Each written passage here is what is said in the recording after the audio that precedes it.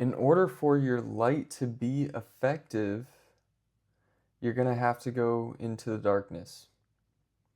In order for you to snatch anyone out of the fire, you're going to have to run into the burning house. This is not to say fellowship with the darkness, but it's to say that you have to combat the darkness and shine your light amongst it, within the darkness. I'd like to go over Mark chapter 4, verses 21 through 25, which says, "A lamp on a stand. He said to them, 'Do you bring in a lamp to put it under a bowl or a bed? Instead, don't you put it on its stand? For whatever is hidden is meant to be disclosed, and whatever is concealed is meant to be brought out into the open. If anyone has ears to hear, let him hear. Consider carefully what you hear,' he continued. 'With the measure you use, it will be measured to you, and even more. Whoever has will be given more, and whoever does not have, even what he has will be taken from him.'" So, a lamp is a light. Their use is to bring light to an area. The light exposes the darkness, making it flee. In order for the light to be of any use, it needs to be out in the open within the darkness. Okay? What good would a lamp be right next to another lamp? In Christ, we are tasked with being the lights of this world. Just by truly knowing Him and His truth, we will have His light within us that we can reflect onto others. However, that light is also like a fire. It brings warmth, protects, preserves, purifies, expels darkness, and illuminates truth.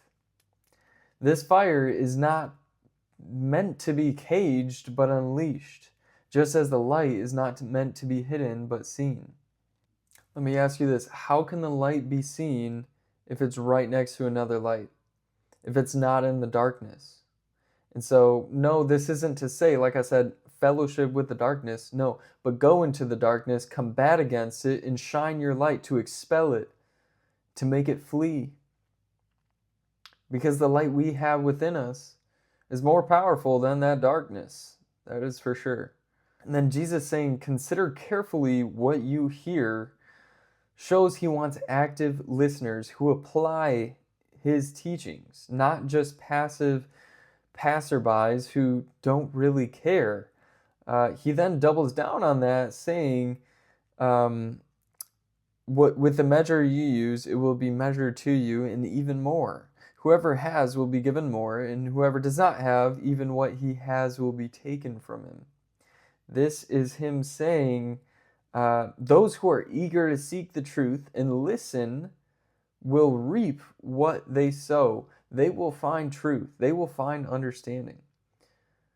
On the other hand, those who aren't eager to seek the truth and listen to Him and follow Him, those who aren't interested in it that much will reap what they sow and be led unto foolishness. The understanding they do have will be taken from them. The truth they do have will be taken from them because they don't care enough.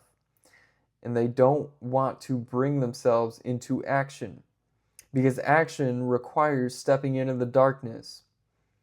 If God is as a consuming fire, like it says in His Word, and He lives within us, then we have a consuming fire within us.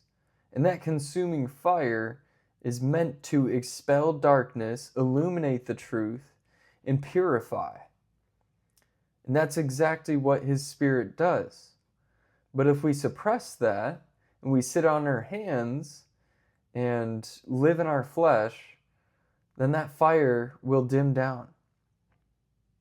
Do not let that fire dim down.